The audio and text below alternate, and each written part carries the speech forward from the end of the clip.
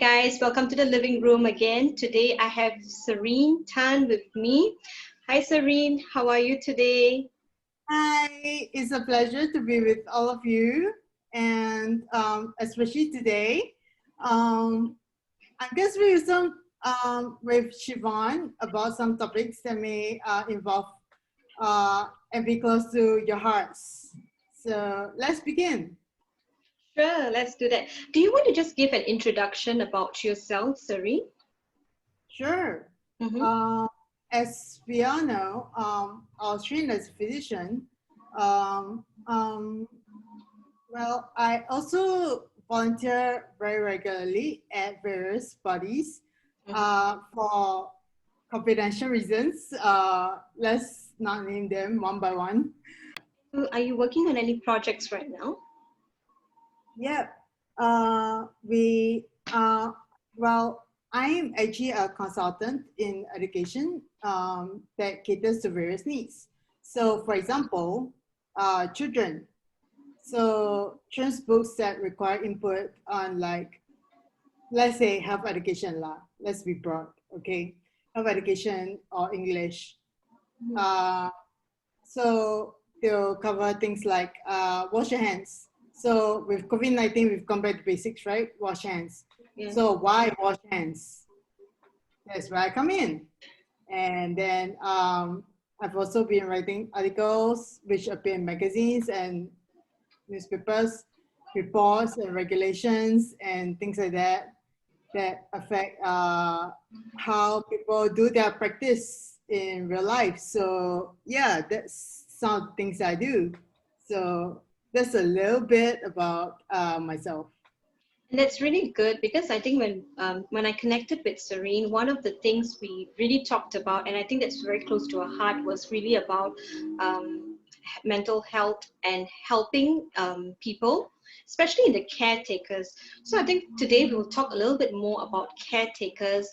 You know, what can they do to like avoid burnout?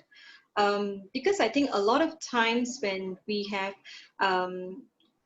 because our channel is focused mainly on women, and when you have a mentally challenged child, it kinds of I think it brings a lot of it adds on a lot of responsibility on the caretaker, primarily maybe the mother, because there's a lot of stigma involved, I think.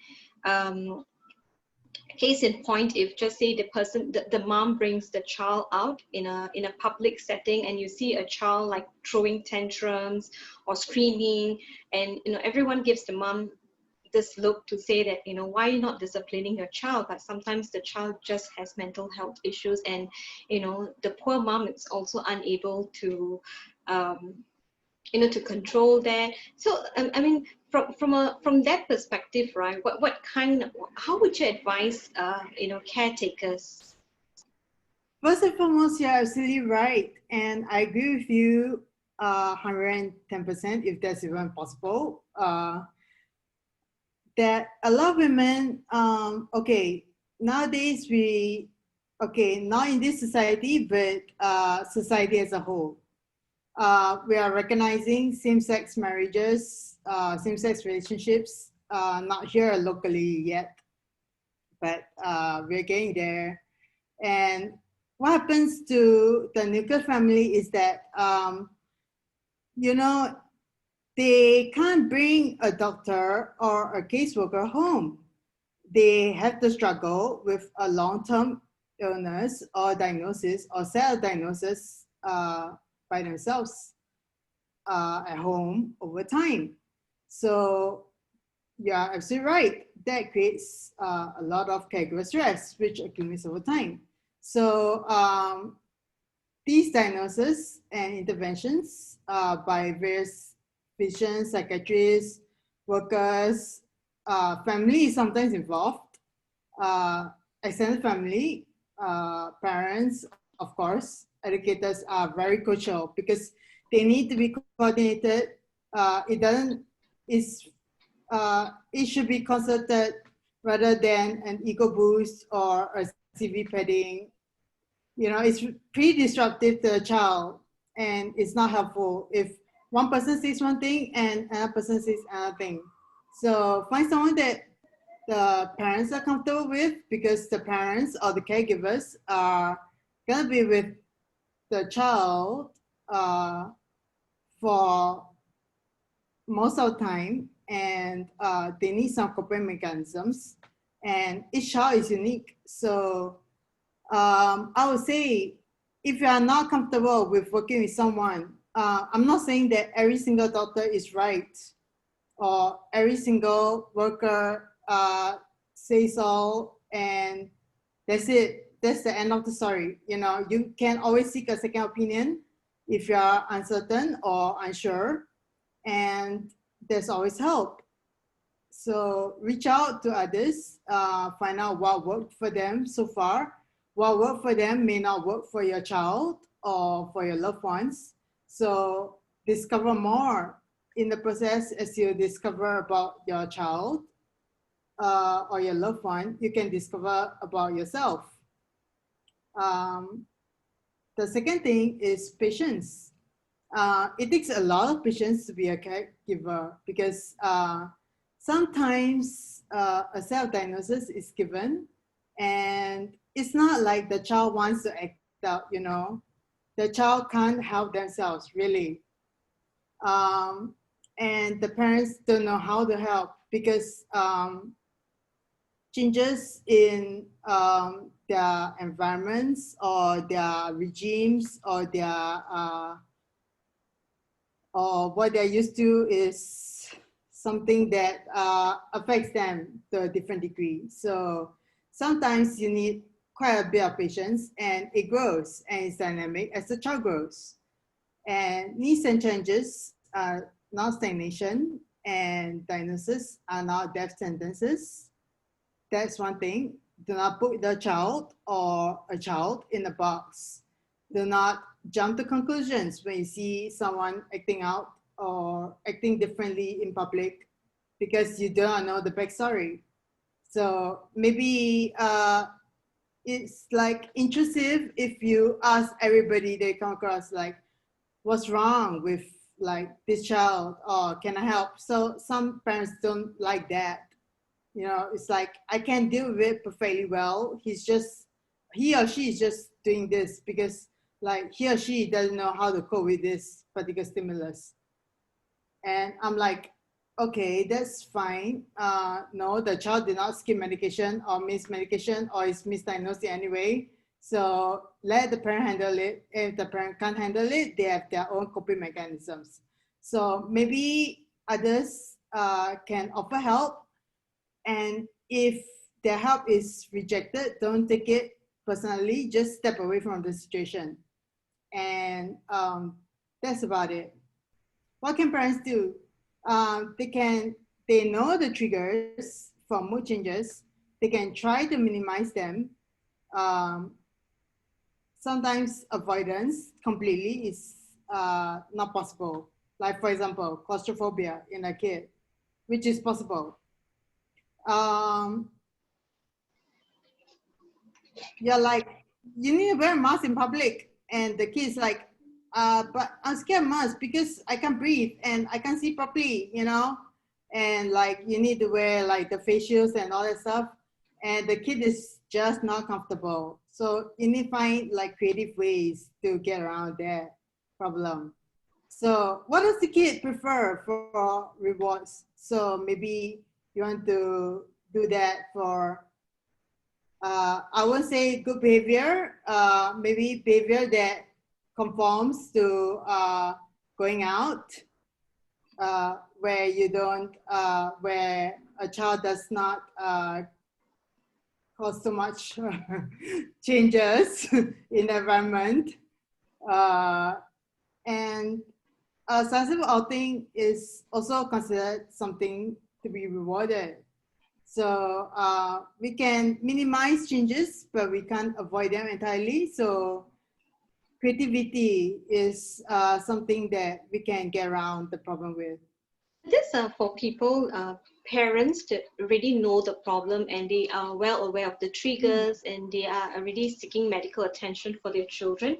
But what about or those that are unaware, or really they feel like, you know, we see sometimes cases where we feel like that this could be a special needs child, but the family itself might not want to accept that. They don't want to accept the idea that this is a special needs child. I mean, we see that in schools at times when parents try to like Right. in and say, no, you need to have, it's a normal child, it's just acting out. So what happens for this kind of parents who are ignorant? You know, where do they go to when they really need help? Okay, yeah, you're right. I acknowledge that there are some things. So, like I mentioned earlier, there are various avenues. Like, okay, so parents are like unwilling to accept a diagnosis. Why? Is there a barrier? Was there a bad experience with a previous physician? We don't know.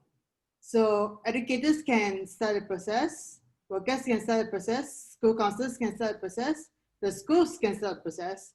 Um, the kid sometimes, well, I've seen one who was brought by his mom. Uh, she didn't really say very much until I was like, okay, I can tell that the kid is like very uncomfortable around the mom. So maybe the mom waited outside and then he opened up. And then it turned out that it was a gender issue that required intervention that clashed with the religion or the beliefs of the parent. So sometimes that happens. Um, Parents may not be very accepting at first. If they notice a persistent pattern of behavior that differs from other children, they cannot say that, oh, it's just acting out. You know, other kids can act out once in a while, but if your kid acts out every single time there's a trigger introduced, for example, a teacher or people or a book, maybe you want to seek intervention. I don't know. I don't know what it takes to really get people through to people, really, because different people absorb information differently. So it may not be the parents that initiate the process. Of course, it may not be the child that initiates the process. And IMH is not a taboo word. IMH emergency is not a taboo word. Uh, you don't need to go to IMH if you're so-called crazy. There's no such thing. Okay, if you are active suicidal, maybe so, but usually we'll rule out organic causes first, and that happens in a hospital setting. And then usually restructured or even private hospitals have their own psychiatrists, right? So they'll be evaluated by a specialist there before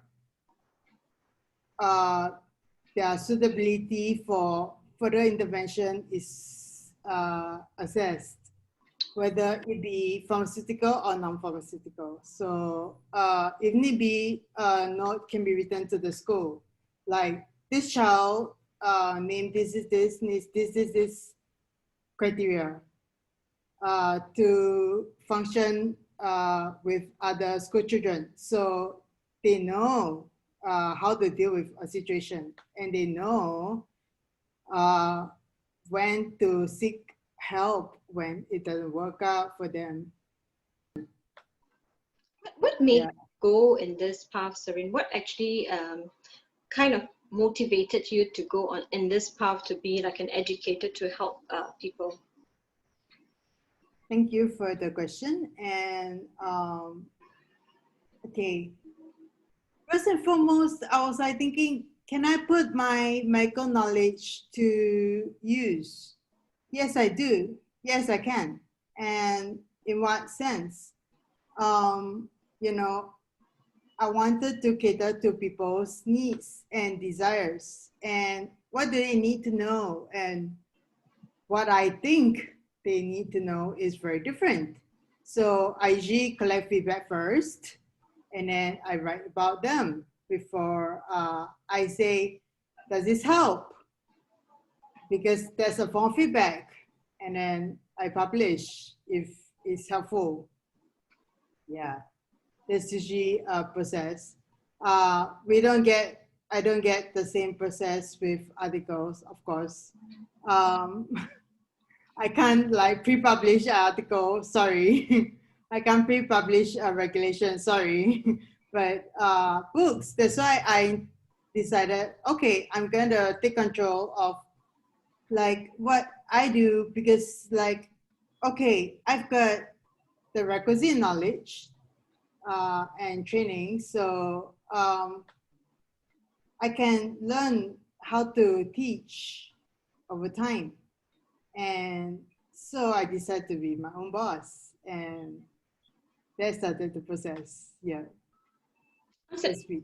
entrepreneur, right? As an entrepreneur and also doing something that's related to mental health, how do you actually keep yourself going? Because I'm sure there will be times when you feel like tired. Do you ever like get emotionally overwhelmed when you see the needs of some of those patients that you deal with? Uh, you asked a very good question, and I'll be very happy to answer that. Most of the time, I predict what happens, but like I said, everyone's unique and different. So sometimes a child comes in kicking and screaming because they're not comfortable with like strangers. And I really don't hold it against the kid or the parent at all. I just go like, okay, if they're more comfortable not seeing me, maybe I can just talk to the parent first. But then the kid wants to see the parent. So maybe I can bring myself outside the clinic to speak with the parent. And then the kid comes down. I can actually see the kid come down. And I'm like, oh, thank God. Okay, now we don't need to shout. And then me and the parent, as you rightly pointed out, is usually the mom, because parents, sometimes dads too, but usually the moms, they do know the usual behavior and what's not right. And I would be like, so you have a regular follow-up with XXX doctor and XXX team. So do you need any further support? Um, I remember I had a young gentleman with autism who was nonverbal. And all he could do, because he was very uncomfortable, he just made a mess of the room and was screaming at his mom and kicking at me. And basically, we have nothing's predictable in this line of work, really. And I'm like, okay, I didn't choose to become a writer because I don't want to be abused. You know, part of being a writer is coming to contact with people you're writing about. So I do meet them and their family quite often. So I see them, how they function in their environments and how they function in outside environments and how the family is coping with it. And then I point them the resources. So generally, that's how things go. Yeah. That's nice, and I think that's really good because one of the things is because you have the practical experience of dealing with this the patients, dealing with these families, and by writing, right? Sometimes I think you reach out to people that are not in your circle, and I think it's easier, right? To if just say someone comes across a colleague or someone that they know has a challenge, a child who has a challenge, and instead of going out straight to the parents and say, hey, you have something wrong, or what, did you see a doctor? I think it's more easier. The softer approach is to share prospects, writing articles and say, have you seen this, like, do you have you seen Yeah, about this? It's a very soft approach. right. Teaching them life skills is pretty important because parents would eventually age and they'll be like, when I'm gone, who's gonna look after the kid? Because the disability is still gonna be there. Is he or she employable? I'm very heartened to see that special schools are coming up, but they can expand their syllabus and they can definitely expand in number. Uh, the only problem is inadequate social funding. We just voted in a new parliament, so maybe we give them some time to change. Yeah, we'll see. And what practical tips would you give to these caretakers? I think caretakers, one of the things is they need to take care of themselves first. A lot of time, caretakers, right? What they do is they kind of like they neglect their own health at the expense of caring um, for someone. And some of those mothers could be also like having full-time jobs. So that makes it even worse because they have a full-time job, they come back and they have to attend to the child. So what practical advice would you give this caregivers? Okay, yeah, absolutely right. A candle cannot burn at two ends. So if you know that you have a kid with more needs than you expected, I wouldn't say special needs. Some people say, don't worry, just pray more or just do something different, or go off medicine, which is a really, really bad idea, because they're prescribed for a reason. Okay, whatever you do, you might feel tired. There's such a thing called respite care, where once again, I'll send resources over to Miss Siobhan, and she'll gather resources and, of course, disseminate them. So you can get some rest from caring for a child with challenges. So take care of yourself, like she said, very rightly. Be comfortable because there'll be misinformation coming your way all the time. And it's a virus that is very contagious, really. Everyone's like asking you to try something new. And there's lifelong learning involved, and you're like, oh, I'm tired, and there's this discovery thing. So what can I do? You can seek out help if you feel tired or stressed out. Tell them what exactly is bothering you, and they either have resources or they have avenues for respite care, which is something that frees you and your partner up for other kids, which you may have, or for other family members, or for your own job, or for yourself. So you go like, oh, I need to evaluate myself every 6 months. So set up a meeting with your worker every 6 months to say, okay, this is when the child should be reassessed, and also please schedule respite care from me for a period of at least a week or 2 weeks, whereby not to say I take away the responsibility of looking after a child, because I'm pretty sure you'd be thinking, is the child doing well? Is the child, you'd be worried, in one way or another.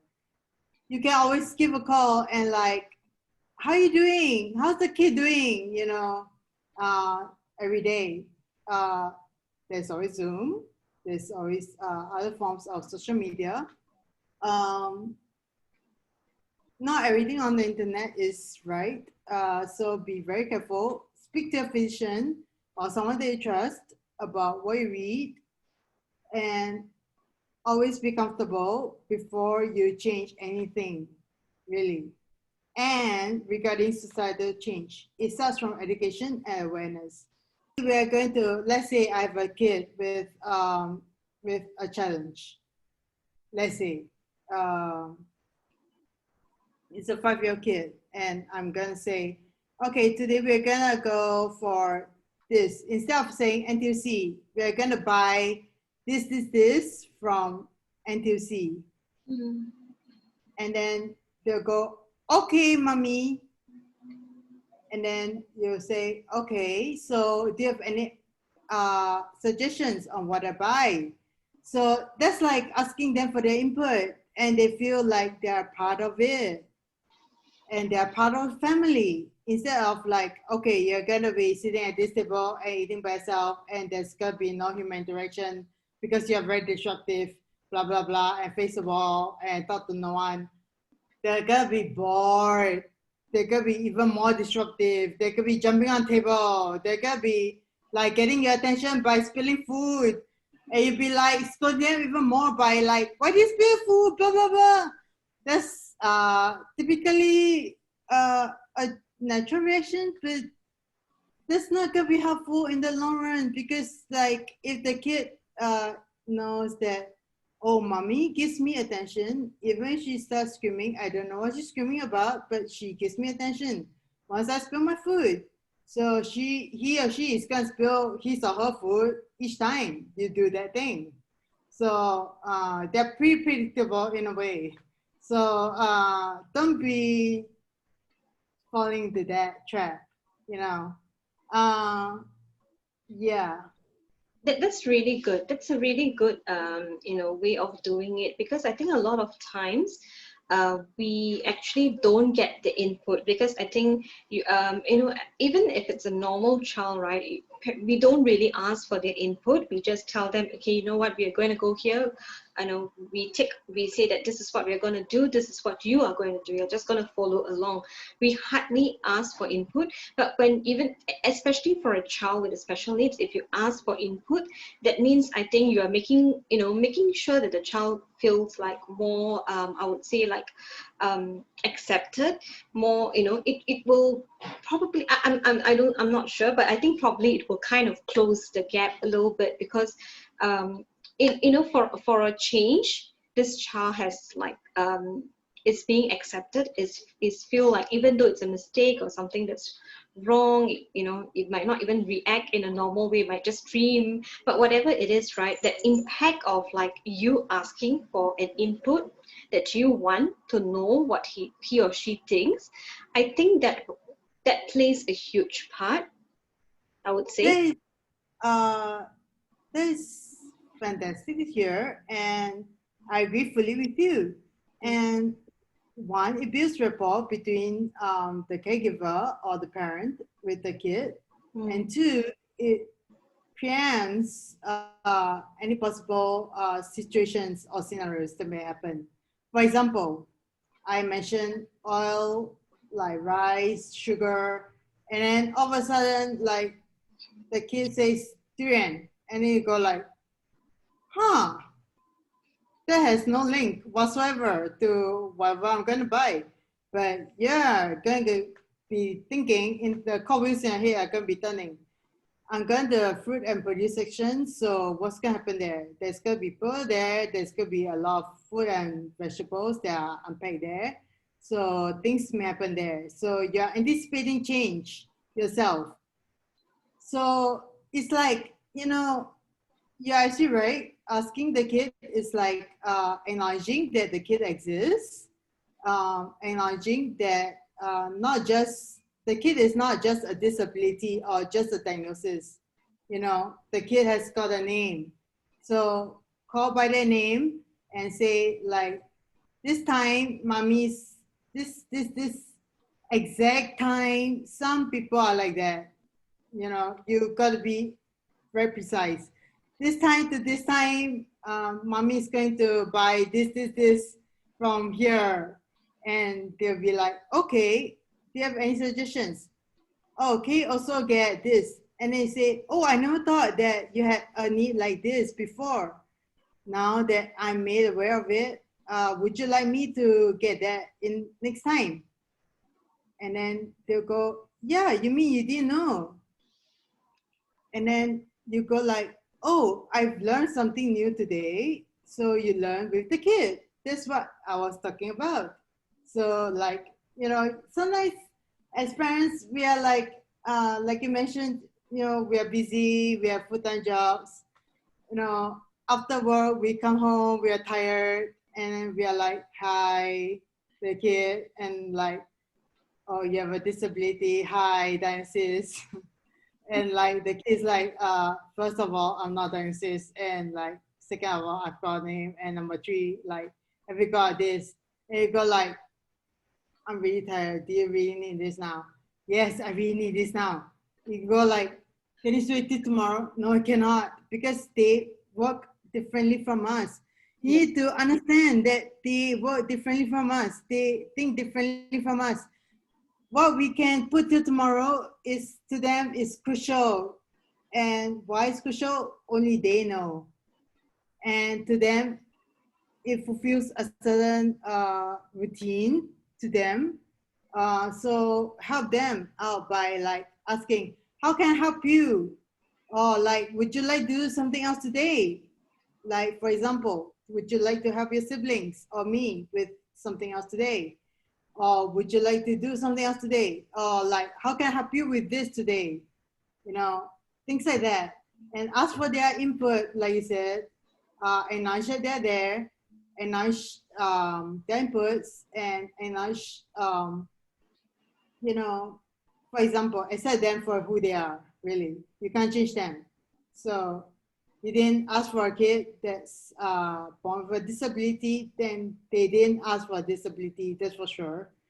Unfortunately, you two have to do this dance of like self-discovery and learning over time, where you learn from each other and like how best to, can this wait till tomorrow? Instead of, it's like, you know, you're actually right. Asking the kid is like, this, like, it's now this, and mommy has got to, blah, blah, blah, you know, has got a meeting or has got to bathe, has got to change.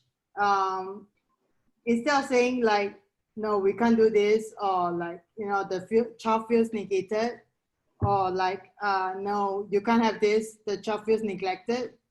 Can you wait till tomorrow? The child doesn't feel important. Can you wait till blah, blah, blah? The child feels like, have you asked for like what I think and what it's used for? No, none of us have done that. So it's a paradigm shift that will take some time, because not all of us have I would say the privilege of working with people with special needs. Once we, what was the magical solution? The magical solution is you, like the parent, the caregiver. You know, they don't understand how important they are. That's why they need to take care of themselves, first and foremost. And they need to know where to find help, which is how important you are. Yeah. Yeah, I like what you shared, Serene, because you know, I think bearing in mind, right, no one wants to have a disability, or no child actually wishes upon it. You know, they don't come, you know, having a disability and all that.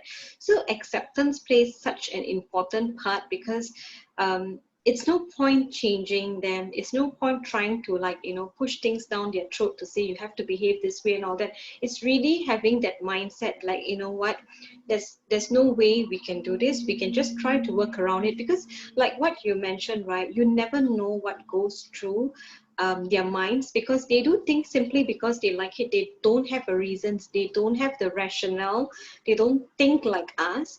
So what caregivers can do is really, you know, see them as who they are, begin to appreciate things about them, you know, accept them as they are. And I think that is would be like the turning point that will I believe would slowly help people to go through that like recovery process. I think that's why you have success cases of people who actually, you know, they are able to lead normal lives. We call them reintegrated people because they are people and they have reintegrated in society, and they are really, unless you ask them or their family, you have no idea that they behave differently. You know, sometimes we don't understand. Like, for example, just energy, okay? You don't understand why the durian has got to be next to a cabbage. You hold the durian, like, is this good enough? You're tired, right? After a day of work, a long day of work. And then, like, is this durian good enough? No. Okay, why is it not good enough? Instead of like, okay, then which durian do you want? Or like, or put it back, or like, we're not gonna buy durians today. No, that kind of thing. That's detrimental because it negates the child again. Sometimes they want to put it next to cabbage because it's green. And you didn't know that until you asked a kid, like, why next to cabbage? And then, because mommy, they're both green. They're like, oh, I didn't know that. So you classify things according to color. And then you go in their room and things are by color. So you're like, oh, I'm learning more about my kid over time. Because now my kid knows colors and my kid goes by colors. So you arrange your routine by colors. So you're like, okay, do you like green things? Ah, you like green things. Okay. So do you like peas? Ah, do you want mommy to buy peas? Okay. Would you eat them if mommy bought them? How much would you like mommy to buy? How much would you eat each time? You know, ask your kid before you do anything.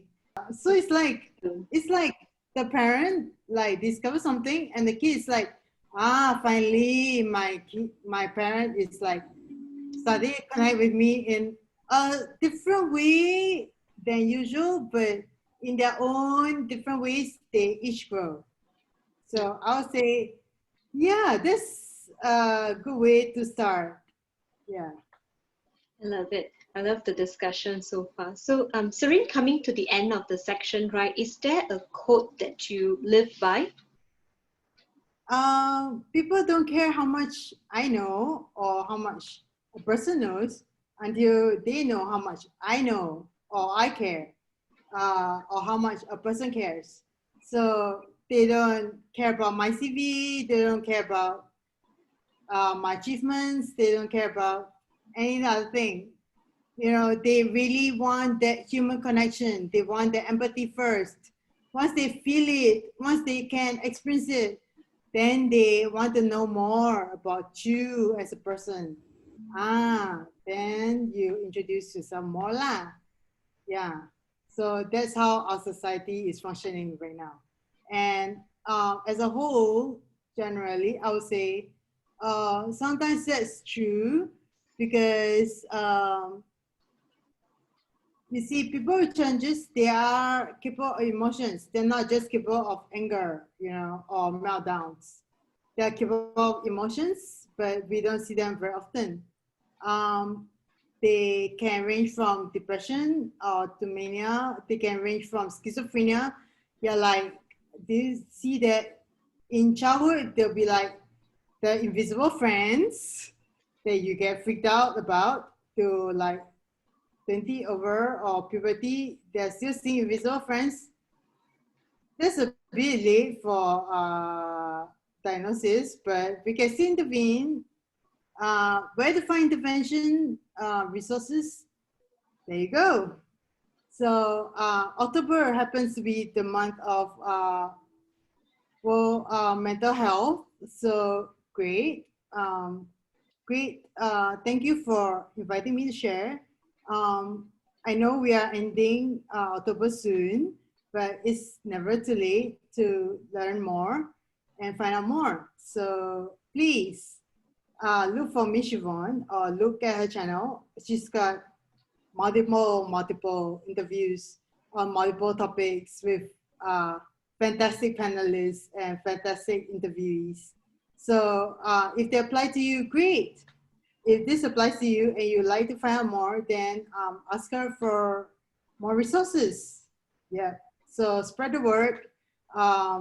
You don't need to come out and say, "Oh, I've got a kid with challenges." You know, for me, I don't have a kid with challenges, but I can spread the word through what? Through various media. So like old people, they're like, "So what's Facebook, huh? I don't know, leh." So we go on radio lah.